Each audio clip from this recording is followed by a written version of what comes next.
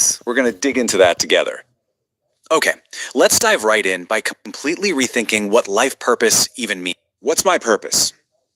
I mean, it is a huge, kind of overwhelming question, isn't it? But what if the answer isn't some grand, complicated secret? Today, we're going to break down how to find your life's purpose in a way that's actually practical, achievable, and, well, maybe a lot simpler than you think. So, let's just start with a question that I bet has crossed your mind at some point. You're going through the motions of your day, your week, and that little quiet thought just pops into your head. Is this it? If you've ever felt that, you're in exactly the right place. We're going to dig into that together. Okay, let's dive right in by completely rethinking what life purpose even means. I mean, that phrase alone feels so heavy, doesn't it? Like it's something you have to go on a massive quest for. But we're about to strip away all that pressure and get to what it's really about. You know, this slide really gets to the heart of the problem. On the left, you've got the myth that trips so many of us up. This idea that purpose is some epic, world-changing calling only for a special few. But the reality, over on the right, it's so much more accessible. It's just an intention, a resolve. It's an active choice you get to make. And you know what's funny? When you actually look at the dictionary definition, all the drama just melts away. An intention, a resolution, a determination. See how powerful and active those words are? They put you in the driver's seat. It shows that purpose isn't something you just wait around for, hoping it strikes you like lightning. It's a commitment you make to yourself. So if it's not some huge external quest, then where do you even start looking? And this is the best part. You don't have to go searching for it at all. The clues are already right there, inside you. Yeah, and this quote just hits the nail on the head. What I love about this is how reassuring it is. Your purpose is never going to be something you hate or something you're bad at. It's not some kind of burden you have to carry. No, it's a natural extension of who you already are, using the very things that make you, well, you. So what skills just seem to come naturally to you? What activities do you get completely lost in? And what causes in the world really, truly matter to you? All right, so this brings us to a really practical toolkit for uncovering those clues. We're officially shifting from the what to the how. This is a simple but super powerful framework that's going to help you gather all that raw data about yourself. So here it is, the whole process laid out. The suggestion is simple. Just start making lists. No pressure. For each of these categories, just start jotting things down. What topics light you up? What skills feel effortless?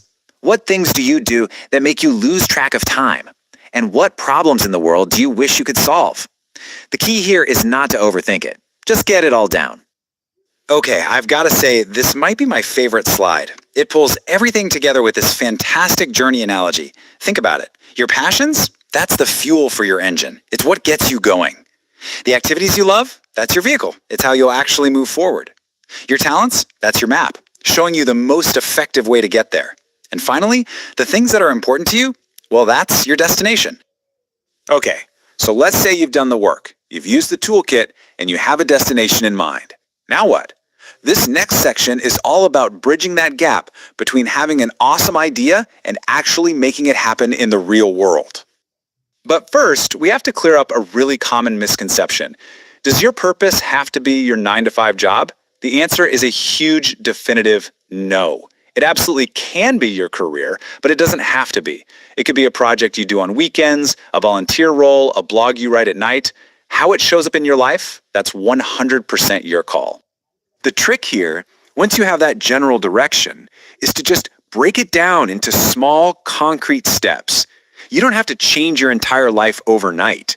As this path shows, maybe the very first step is just signing up for an online class, or building a super simple website, or maybe just sending one email to someone who's already doing what you want to do. The whole point is just to get the ball rolling.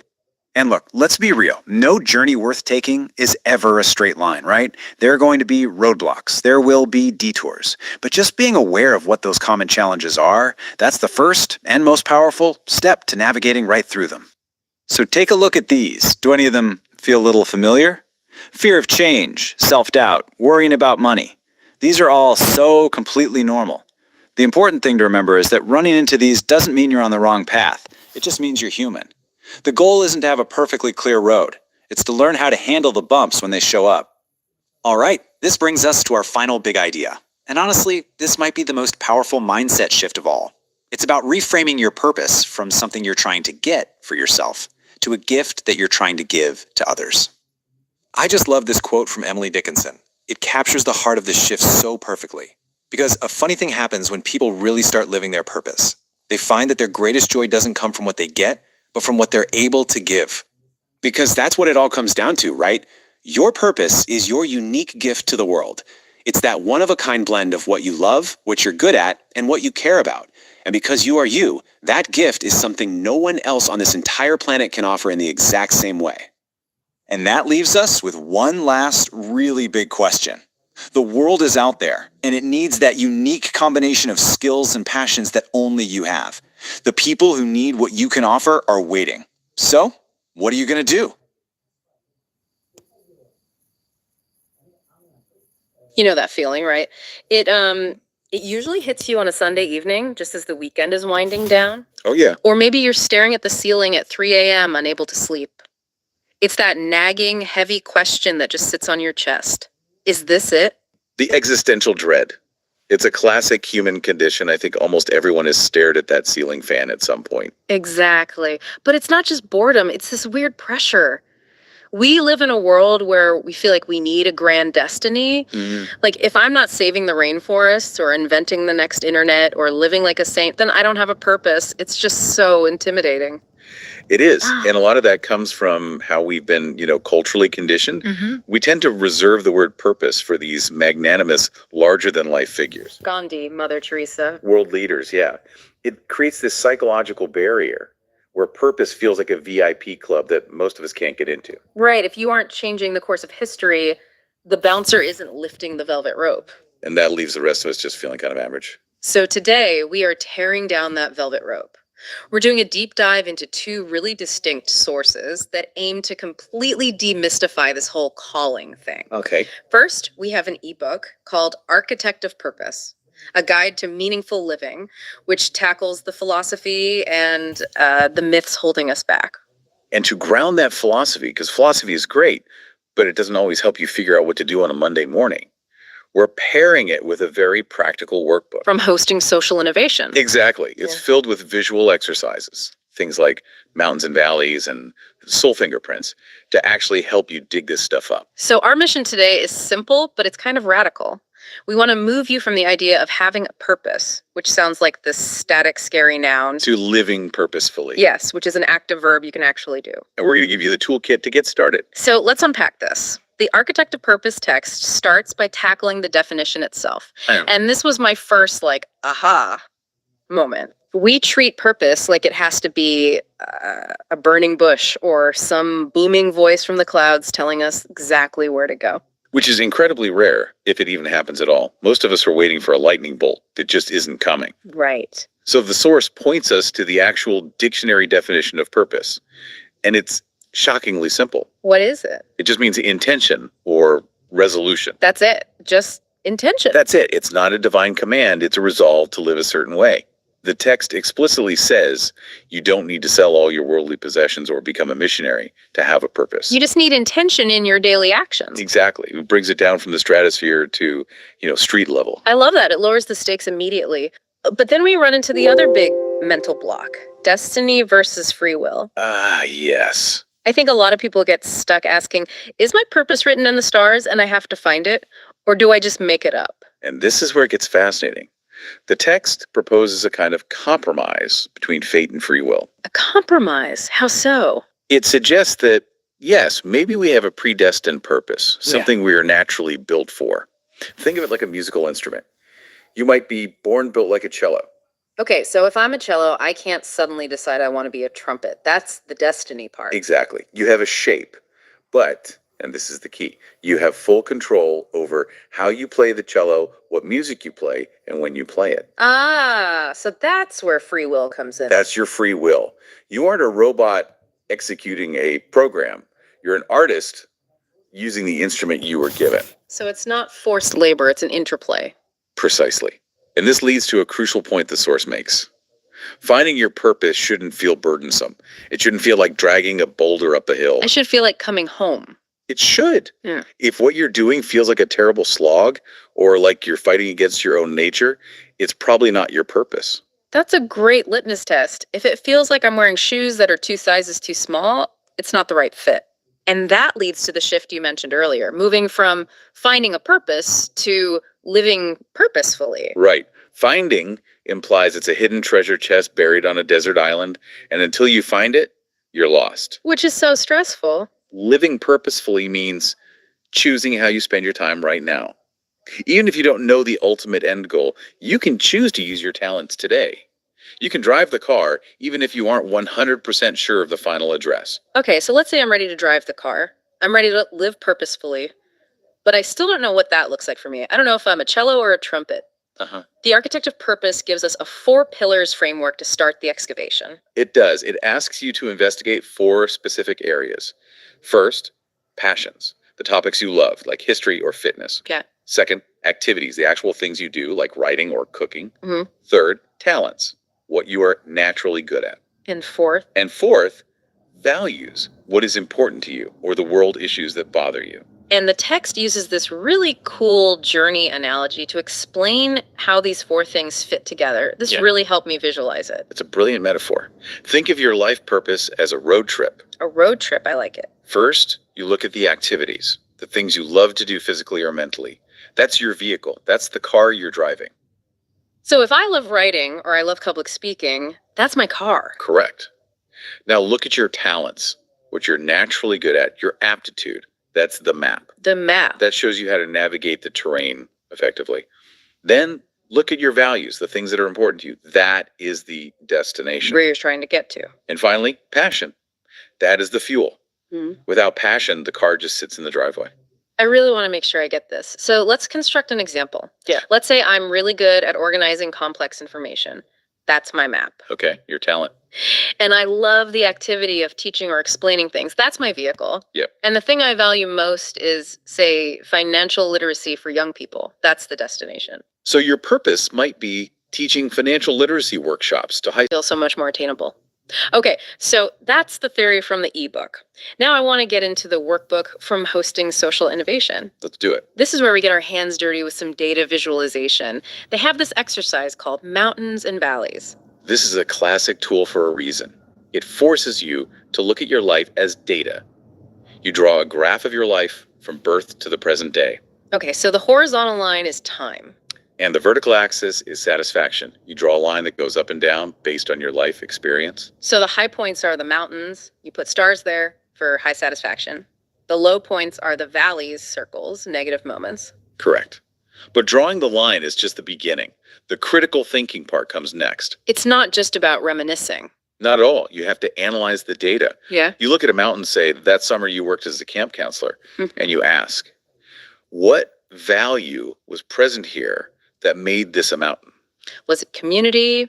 Was it leadership? Was it being outdoors? Exactly. Yeah. You're identifying the ingredient that made the meal taste good. And you do the same for the valleys. You say this is often harder, but more revealing. Much more revealing. Why is looking at the bad stuff more revealing? Because a valley usually occurs not just because bad stuff happened, but because a core value was being violated. Oh, interesting. If you were miserable at a high-paying corporate job, maybe the value being violated was creativity or autonomy. If you felt stifled, that tells you that you value freedom. So you're basically reverse engineering your soul from your own history. The misery is actually data. That is a poetic way to put it, but yes. Yeah. You are extracting the data points of what actually makes you tick, rather than what you think should make you tick. That's powerful. A lot of us think we value status or wealth until we look at our charts and realize our happiest moments were when we were broke but collaborating with friends. And when you layer all this together, your skills, your interests, these extracted values, the workbook calls this your soul fingerprint. Which is such a lovely term. The idea is that your soul fingerprint is the unique intersection of all these things. And the key takeaway here is uniqueness. Total uniqueness. No one else has your specific collection of experiences, skills, and, scars. That connects really well back to a point in Architect of Purpose about service over self. It does, because I think when we talk about my unique fingerprint, it can sound a little narcissistic. Like, look at how special I am. It can, and that's a trap. But the source flips that on its head. It says your purpose isn't just about you. And there is a paradox here. What's the paradox? People usually start looking for a life purpose because they want to feel better. They feel empty. They want fulfillment. Right, I want to feel good. Me. But the text argues that true fulfillment only comes from serving others. The soul fingerprint isn't a trophy for you to admire. It's a gift you are meant to give away. I really liked the gift mindset part because I struggle with this. If I think of my work as a performance, I get stage fright. I'm afraid of failing. That's the ego talking. Absolutely. But the text says if I think of it as a gift I'm giving to someone who needs it, the fear kind of evaporates. It does. You don't get performance anxiety handing someone a birthday present. You're just thinking, I hope they like it. Exactly. It shifts the focus from, am I good enough, to, is this helpful? It's a massive psychological relief. When you focus on the recipient, the pressure on yourself just drops. However, we have to talk about the elephant in the room. Yes. The real world stuff. Because this all sounds beautiful, giving gifts, finding flow, but bills need to be paid. My landlord doesn't accept soul fingerprints. The money myth. Architect of Purpose has a pretty savage reality check on this. We've all heard the advice, do what you love and the money will follow.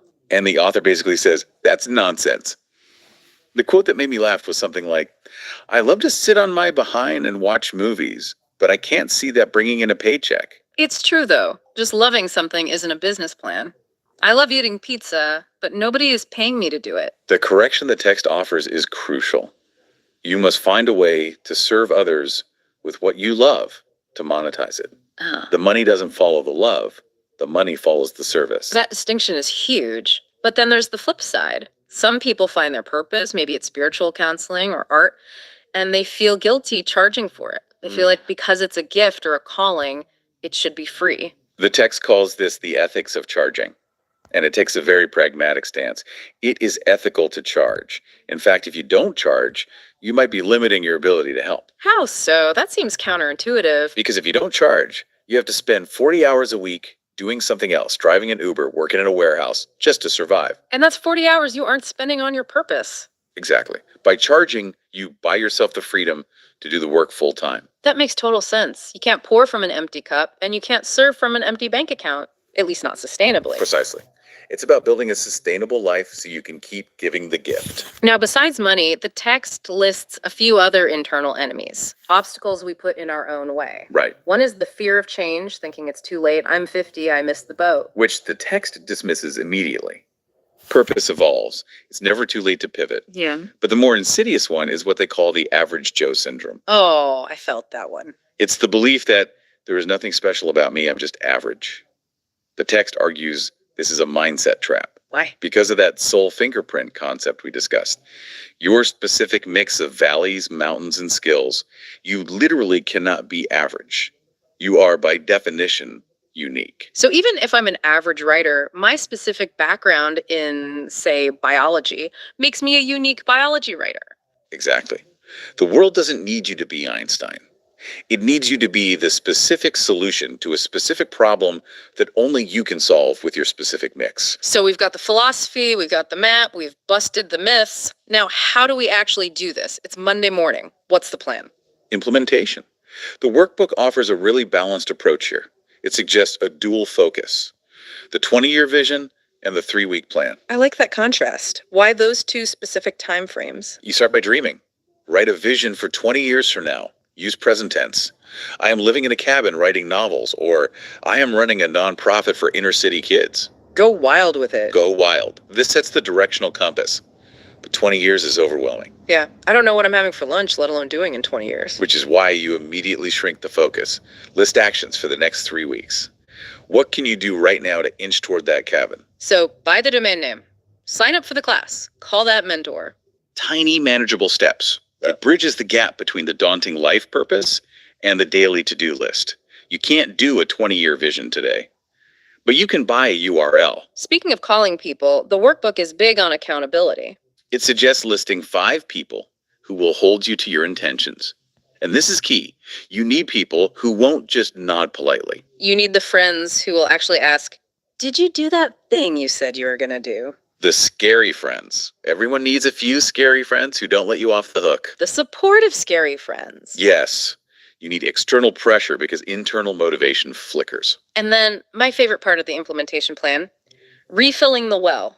So important. The workbook explicitly tells you to list 15 rewards or treats to train yourself into new habits. We often think purpose implies suffering or grinding. We have this Puritan work ethic that says if it's meaningful, it must be hard. Right. But the text suggests simple things.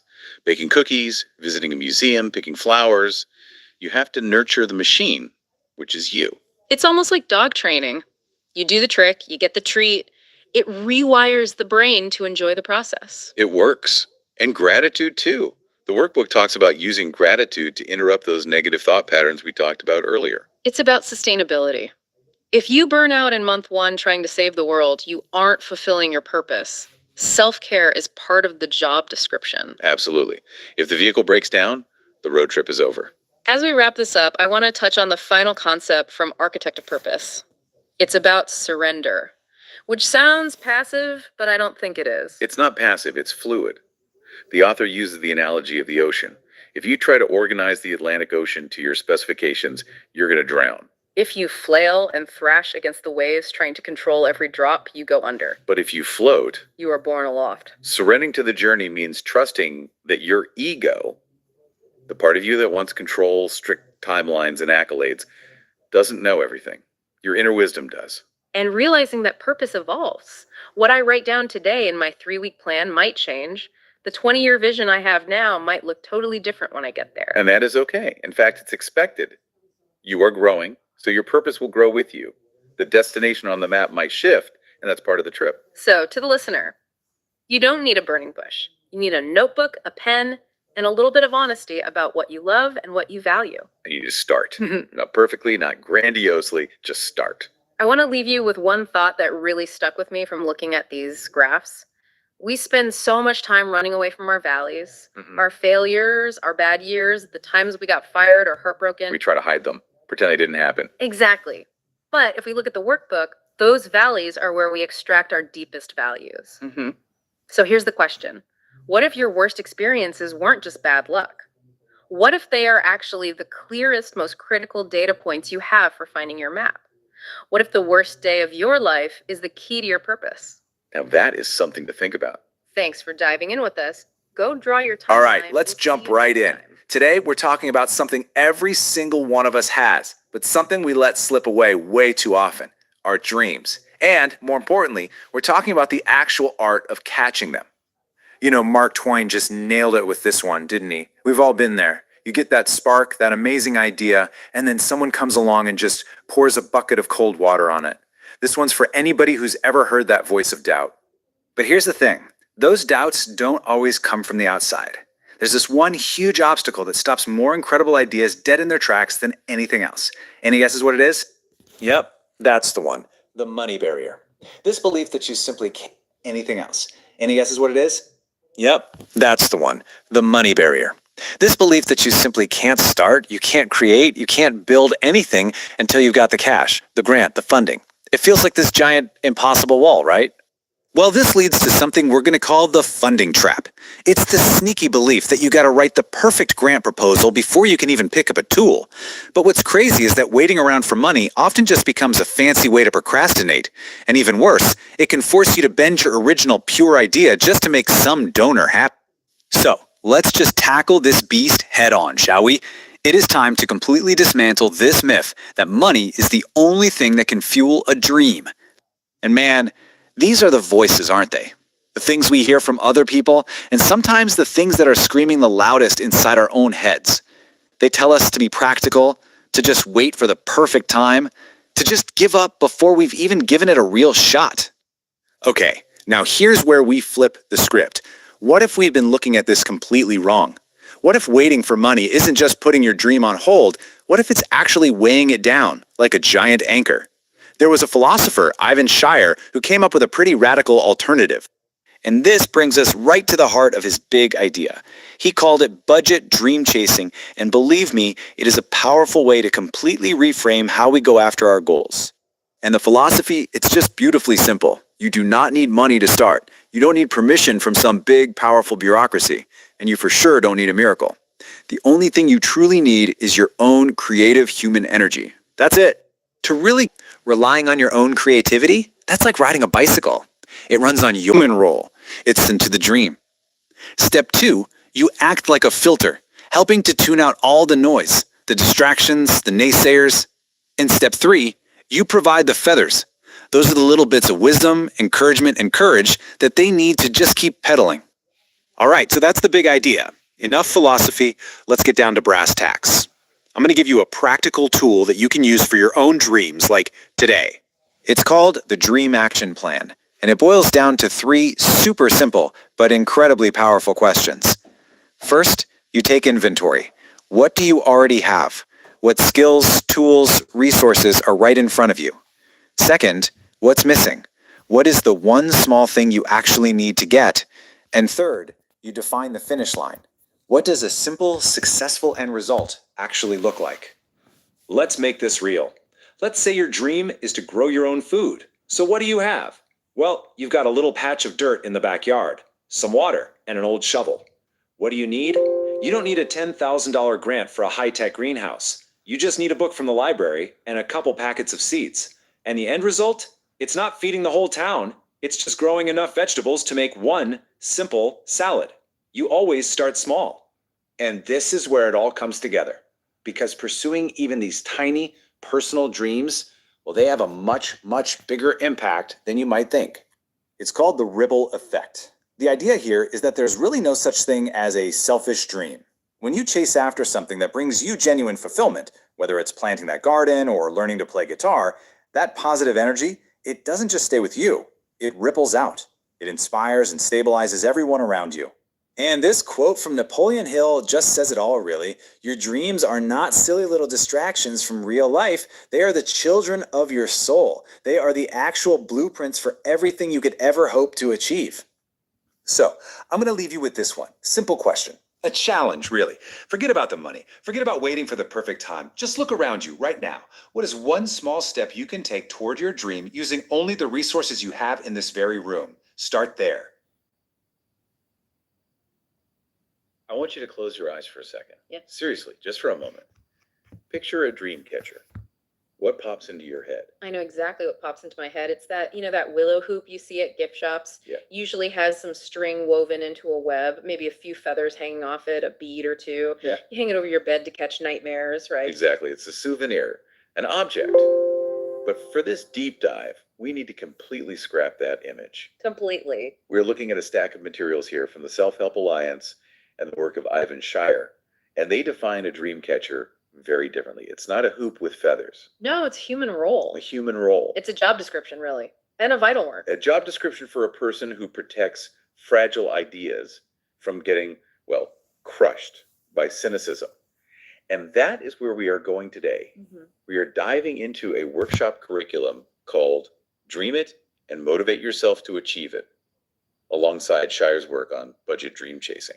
And the mission here is pretty specific. We're going to try and dismantle the single most common excuse for killing a dream. Oh, I know this one. We've all used it. I have this great idea, but I don't have the money. That's the dream killer right there. I'm broke, so I can't. It just shuts the conversation down instantly. And we are going to replace that excuse with a structural toolkit.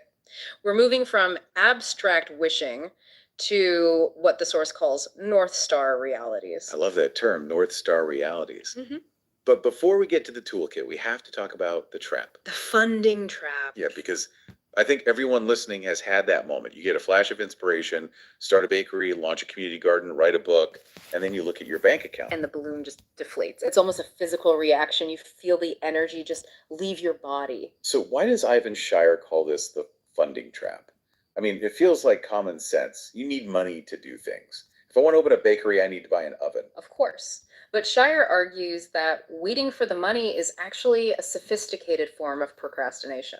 Procrastination. He says waiting for a grant or a loan or a lottery win, it isn't prudence. It's a way of handing over your agency. Handing over agency. That's a heavy accusation. But think about it. When you say, I can't start until I get the funding, you are saying the power to act lies outside of you. Right, with a bank officer or a donor. Or just luck. And Scheier points out a really dark side to this. When you seek money first, you often end up compromising the dream just to fit the donor's criteria. Oh, I see. So if I want to start a community theater, but the only grant is for youth sports, Suddenly you're trying to convince people that acting is a sport. Right. Exactly. You start shaving off the edges of your vision to make it fundable. You spend more time writing the proposal than actually doing the work. And by the time you get the check, if you get the check, it's not really your vision anymore. It's a product designed for someone else. Precisely. So if we aren't using money as the primary fuel, what are we using? The source mentions the 3 M's. Right.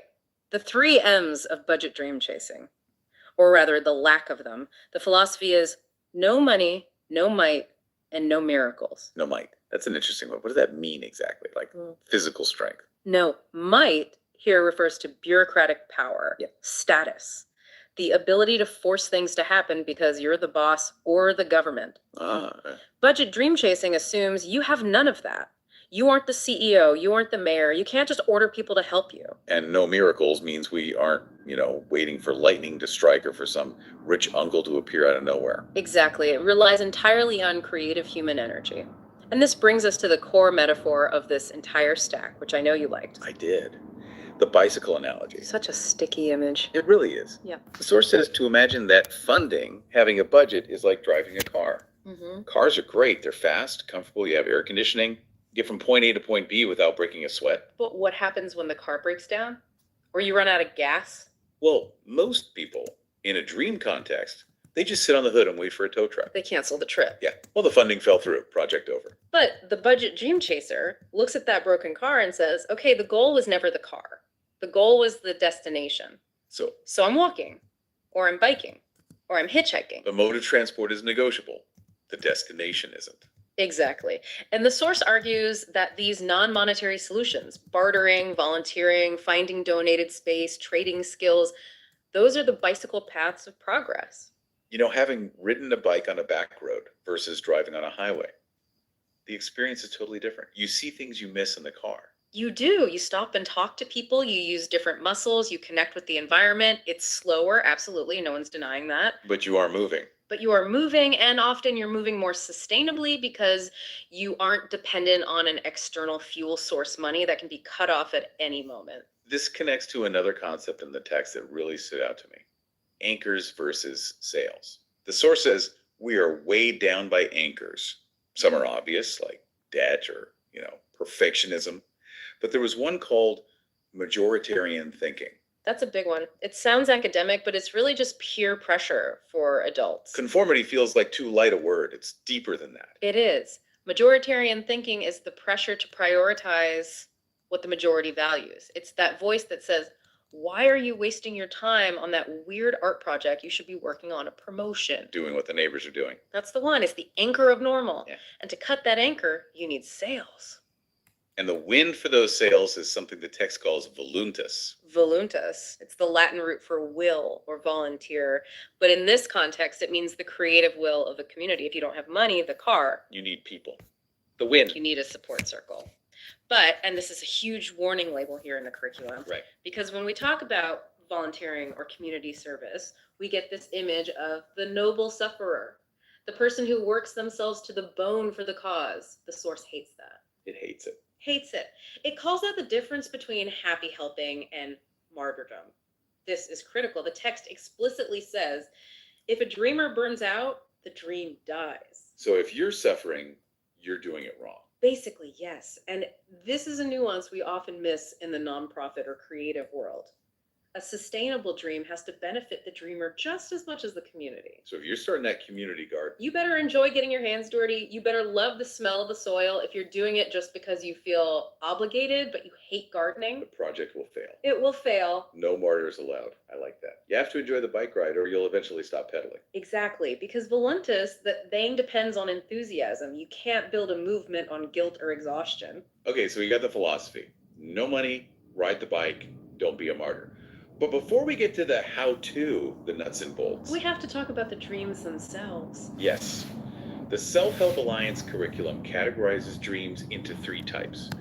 And honestly, this was a reality check for me. It forces you to be really honest about what you are actually chasing. So, first category, socially acceptable dreams. These are the safe ones. I want a prestigious career. I want to buy a bigger house. Society applauds these. You tell people you want a promotion, they say, good for you. But the source warns that these are often maintained rather than created. Meaning you're just following a script. Right. You aren't necessarily adding anything new to the world, you're just maintaining the status quo. Then you have wishful thinking dreams. Ah, the escape fantasies. I want to win the lottery. I want to be famous. The source says these are usually based on greed or a desire to escape reality, not improve it. They dissipate energy. They do. You spend all your energy hoping, not doing. But then we get to the third category, and this is where the magic happens. Socially unacceptable dreams. This is the sweet spot. It sounds negative, though. Unacceptable. It sounds like I'm doing something wrong. It just means dreams that fall outside the consensus. The source describes them as dreams often dismissed as impossible or childish or weird. The stuff you were told to grow out of. Exactly. And the source uses a historical example here that is just perfect. The Wright brothers. I actually didn't know the full details of it. It's a perfect case study. We think of them as heroes now, right? Yeah. But the source notes that while they were working on the airplane, the US Army rejected the entire concept. Outright. Outright. Essentially said, not interested. For years, the neighbors, the public, they just thought the Wright brothers were eccentric, odd, misguided. And here's the kicker. Yeah. It took 2 years after they actually flew at Kitty Hawk for the general public and the media to accept that it had really happened. Wait, 2 years. So they were flying planes and people were still saying, nah, that's impossible. That is the burden of the socially unacceptable dream. You are operating outside of reality as everyone else understands it. Wow. But the source argues that this space outside of the consensus is the only place where true innovation happens. If everyone agrees it's a good idea, it's probably already been done. That's empowering, but also kind of terrifying. It should be. It means you're onto something. But not every dream has to be an airplane. The source also brings up this idea of the small dream defense. Oh, this is so important. Because I think sometimes we feel like if we aren't changing the course of history, it doesn't count. And Scheier is very firm on this. No dream is too small. He calls it the small dream defense.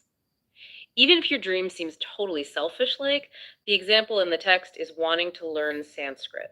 Right, an ancient language. How does me learning Sanskrit help the neighborhood? It feels like an indulgence. You might think that's just for me, but Scheier argues it creates a ripple effect. The personal fulfillment you get from mastering that language stabilizes you. It makes you a happier, more interesting, more grounded person. And a grounded person is a better neighbor. Exactly.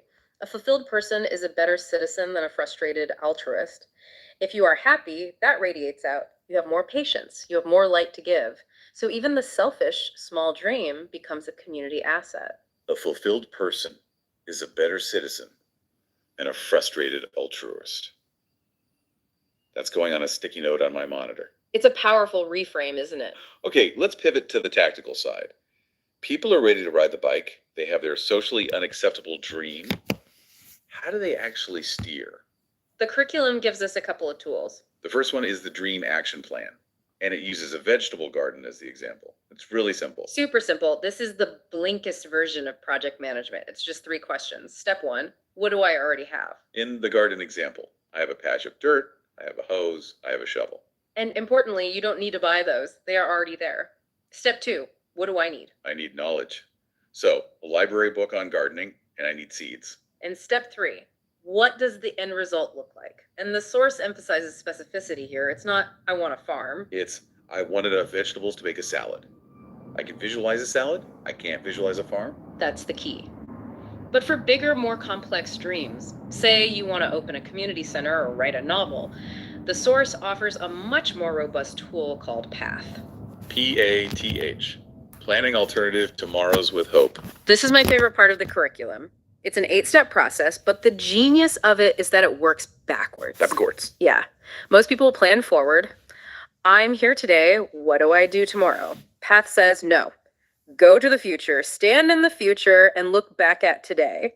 Okay, walk us through this. Where do we start? Step 1 is the North Star. This is your core value. Why are you doing this? What's the guiding light? Okay. Then step 2, the goal. You pick a time, say exactly 1 year from today. And the source emphasizes using sensory details here. Yeah, it says don't just write it down, smell it, taste it. Yes. If your goal is to open a bakery, you don't just write open bakery. You write, it is February 8th next year. I am standing in my kitchen. I smell the yeast. I feel the heat of the ovens. I hear the bell on the door ringing. You have to inhabit that future. Okay, so I'm standing in the future. I can smell the bread. Now what? Now you look back. Step 3 is enrollment. Who is there with you? Who helped you paint the walls? Who lent you the mixer? You're building the team in retrospect. Part. You ask, okay, to have this bakery open today, what must I have done 6 months ago? Maybe sign the lease. And to sign the lease, what must I have done 3 months ago? Found the location. What about 1 month ago? You keep stepping back until you hit the present day. And that lands you on the final step. The first step, the immediate action. The source gives the example. I will make the call by noon tomorrow. It connects the visionary future directly to a mundane task you can do right now. It bridges the gap between the dream and the alarm clock. And because you worked backward, you know exactly why that phone call matters. It's not just a chore. It's the first domino for the bakery you can already smell. That is incredibly effective. It stops that feeling of, where do I even start? Because the end tells you where to start. Mm-hmm. But, and there's always a but, even with a plan, we run into obstacles. The source material has a whole session on motivation and risk. Because eventually you have to leave the house. And that brings us to the 7 rules of motivation. We won't go through all 7, but there's one that is non-negotiable. Which one? Socializing with others of similar interest. The cowboy rule. Yes. The text says plainly, to be a cowboy, we must associate with cowboys. If you want to be a writer, but you only hang out with people who think reading is boring, You are gonna quit. you're going to quit. Mm. It's environmental protection for your brain. If you hang out with people who think your socially unacceptable dream is silly, eventually you will think it's silly too. You need to protect your ecosystem. But what about when things actually go wrong? Because they will. The source brings up failure, and of course it mentions Thomas Edison. The classic example. It is, but the phrasing here is what's fascinating. The source defines failure not as an end, but as a temporary byproduct of creativity. A byproduct. Like sawdust. Exactly like sawdust. If you are building a table, you are going to make sawdust. It's messy, it gets everywhere. But if you are building a dream, you are going to generate failure. If you aren't generating waste, which is failure, you aren't manufacturing anything new. That really takes the sting out of it. It's just evidence that you're working. Right. And to prepare for that sawdust, the curriculum suggests a technique called fantasizing. Now, usually we think of fantasizing as just daydreaming about the good stuff. I win the award, everyone cheers. But the source suggests a dual approach, a stoic approach, really. You imagine the positive result, yes, but then you deliberately visualize the negative result. They're cry. You visualize the rejection letter. You visualize the empty theater. That sounds depressing. Why would I want to do that? It's strategic. You visualize the failure and then you problem solve it before it happens. You ask, okay, if the funding gets denied, what is my next move? It turns anxiety into strategy. You're prepared for it not to work, so you aren't blindsided. You're building an immunity, resilience. And resilience is really just about attitude. There is a great scenario in the text called splashing slush. Oh, this is too real. I felt this in my soul. It is, the scenario is, you are walking down the street feeling good, and a car drives by and splashes freezing cold slush all over your new coat. Immediate ruin. Day over. I'm going home. I'm angry at the driver. I'm angry at the city. That's the negative attitude response. The event controls you. But the source asks, how do you change the outcome with a positive attitude? You can't unsplash the coat. Well, I guess. Nah. Maybe I laugh about it. Maybe it becomes a funny story I tell at dinner. Or maybe you go home to change, and because you're late, you avoid a massive traffic jam that you would have been stuck in. You reframe the narrative. Exactly. The slush is the same, the wet clothes are the same, but the meaning of the event changes based on your reaction. And the expert in the text connects this to widening our comfort zone. Widening the comfort zone. If you can handle being splashed with slush without falling apart, you can handle the rejection letter. You can handle the failed prototype. You are building up a tolerance for the slush of life so you can stay on the bike. That's really what a true dream catcher does, isn't it? They don't just catch the dream. They catch the dreamer when they fall, dust them off, and say, okay, back on the bike. That's the role. And it's the role you have to play for yourself too. So let's wrap this up. We've gone from the funding trap to the path tool. We've ridden the bicycle and dodged the slush. What does this all mean for the person listening right now? It means that the barrier isn't what you think it is. We usually stop because we think we lack resources. Right. I don't have the money. Mm-hmm. But what this deep dive shows us is that resources are often just a distraction from resourcefulness. The money is the car. But you can still walk. You can walk? And honestly, the walk might be better. The source ends with a really beautiful thought on the ripple effect. It says you don't need to be an ambassador or a CEO to make a change.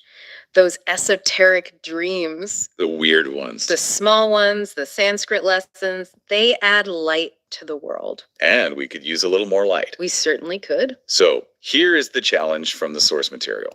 Don't wait for the budget. Don't wait for the grant. Look around the room you are in right now. Look at your contact list on your phone. What can you do with what you have right now to take that first step? And I'll leave you with this thought to mull over. We talked about the Wright brothers. For 2 years, nobody believed they had flown. They were awed and misguided. So I want to ask you, Yes. what is the idea you are holding on to right now that everyone else thinks is odd? What is the thing you're embarrassed to say out loud? The thing you're hiding. Exactly. And what if, just like the Wright brothers, you aren't crazy, you're just 2 years ahead of reality?